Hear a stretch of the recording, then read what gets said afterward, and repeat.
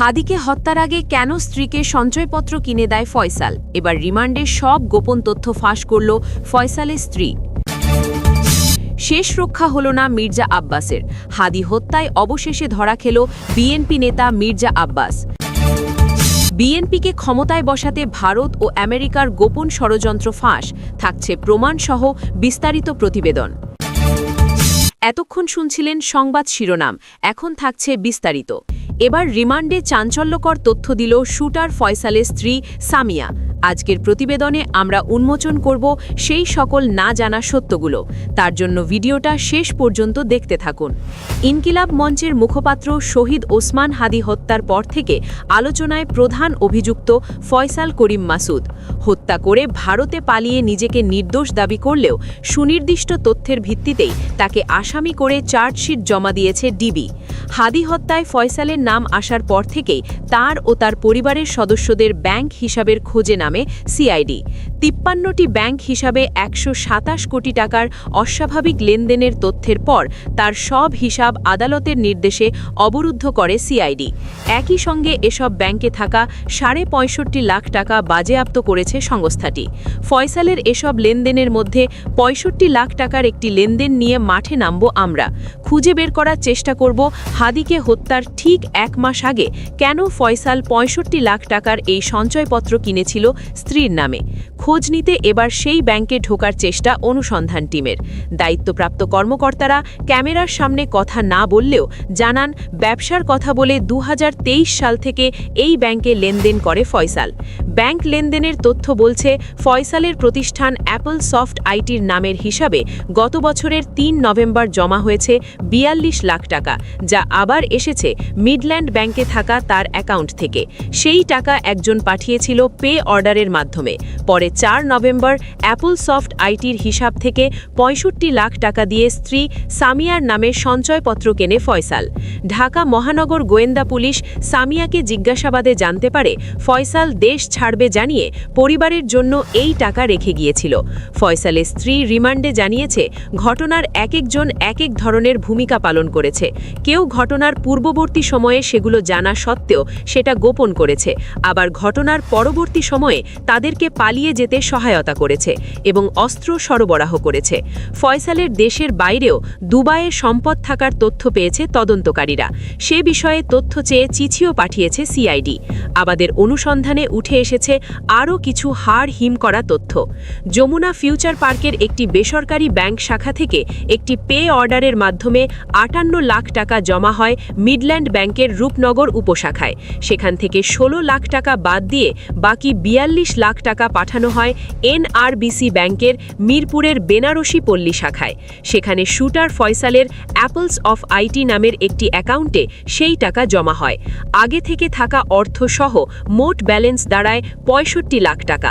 পরবর্তীতে এই পুরো ৬৫ লাখ টাকা ফয়সালের স্ত্রী শাহেদা পারভিন সামিয়ার একই শাখার ব্যক্তিগত অ্যাকাউন্টে স্থানান্তর করা হয়। হত্যাকাণ্ডের ঠিক ১ মাস আগে ৪ নভেম্বর সেই টাকা দিয়েই তারা সঞ্চয়পত্র কেনে। পরে সেই সঞ্চয়পত্র গোয়েন্দা পুলিশ ও সিআইডির তদন্তে আসে। জিজ্ঞাসাবাদে সামিয়া জানান হত্যার আগেই ফয়সাল পুরো পরিকল্পনা করে রেখেছিল। হত্যা কিভাবে হবে, দেশ ছাড়ার পথ কি হবে এবং দেশ ছাড়ার পর পরিবার কিভাবে চলবে। সে কারণেই স্ত্রীর ভরণ পোষণের জন্য এই ৬৫ লাখ টাকা সঞ্চয়পত্রে বিনিয়োগ করা হয়েছিল, যাতে প্রতি মাসের লাভের টাকা দিয়ে পরিবার চলতে পারে।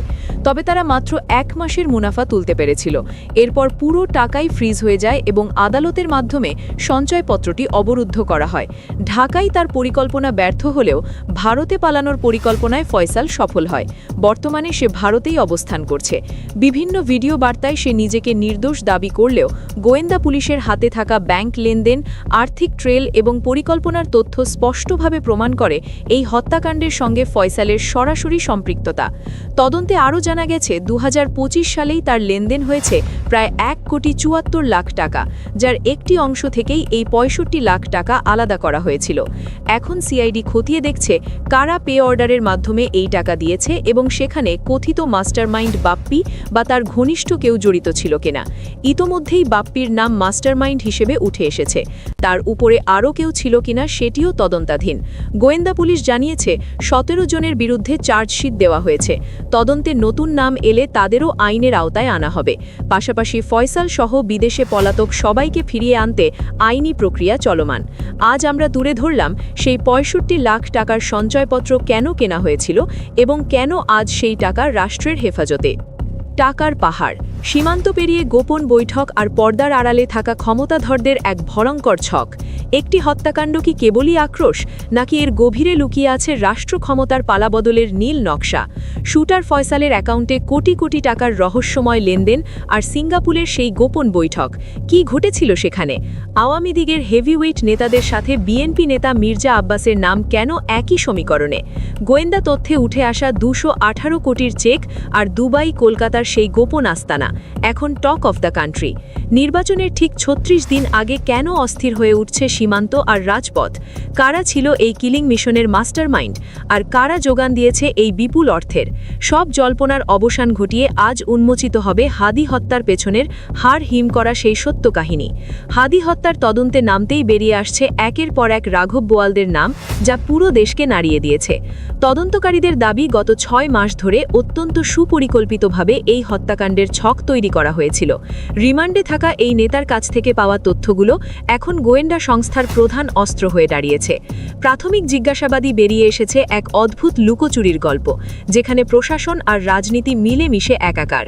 কেবল একজন শুটার নয়, এই মিশনের পেছনে কাজ করেছে দেশি ও বিদেশি একাধিক প্রভাবশালী সিন্ডিকেট।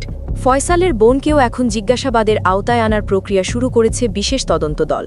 ২১৮ কোটি টাকার এই বিশাল লেনদেন এখন সিআইডির মানি লন্ডারিং ইউনিটের প্রধান মাথা ব্যথার কারণ। সিআইডি প্রধান জানিয়েছেন, এই বিপুল পরিমাণ অর্থ কেবল একজন ব্যক্তিকে হত্যার জন্য দেওয়া হয়নি। এর পেছনে আরও বড় কোনো নাশকতামূলক পরিকল্পনা বা রাষ্ট্রবিরোধী মিশন ছিল কিনা তা খতিয়ে দেখা হচ্ছে। ইস্যু করা চেকগুলোর দাতা ও গ্রাহিতার মধ্যে সম্পর্ক এবং অর্থের প্রকৃত উৎস উন্মোচন করা হবে। যে কোনো সাধারণ অপরাধীর পক্ষে এত বড় অঙ্কের লেনদেন করা অসম্ভব বলে মনে করছেন বিশেষজ্ঞরা। এই অর্থের সাথে বিদেশের কোনো গোপন লবির সংযোগ আছে কিনা সেটিও এখন তদন্তের মূল বিষয়। হাদি হত্যা মামলাটি এখন কেবল একটি সাধারণ অপরাধ নয়, এটি এখন রাজনৈতিক দাবার গুটি। মির্জা আব্বাসের জড়িত থাকার গুঞ্জন আর আওয়ামী লীগ নেতাদের সম্পৃক্ততা দেশের রাজনীতিতে নতুন মেরুকরণ তৈরি করেছে। ২১৮ কোটি টাকার এই রহস্যময় লেনদেনের শেষ কোথায় এবং কারা এর প্রকৃত সুবিধাভোগী তা সময়ই বলে দেবে। শুটার ফয়সাল থেকে শুরু করে বাপ্পি কিংবা মির্জা আব্বাস, আইনের হাত সবার দিকেই প্রসারিত হচ্ছে। অপেক্ষা এখন সত্যের পূর্ণাঙ্গ প্রকাশের এবং খুনিদের দৃষ্টান্তমূলক শাস্তির মাধ্যমে ন্যায় বিচার প্রতিষ্ঠার জন্য। আগামী নির্বাচনকে সামনে রেখে এই তদন্তের ফলাফল জনমত গঠনে বড় ভূমিকা রাখবে বলে মনে করা হচ্ছে।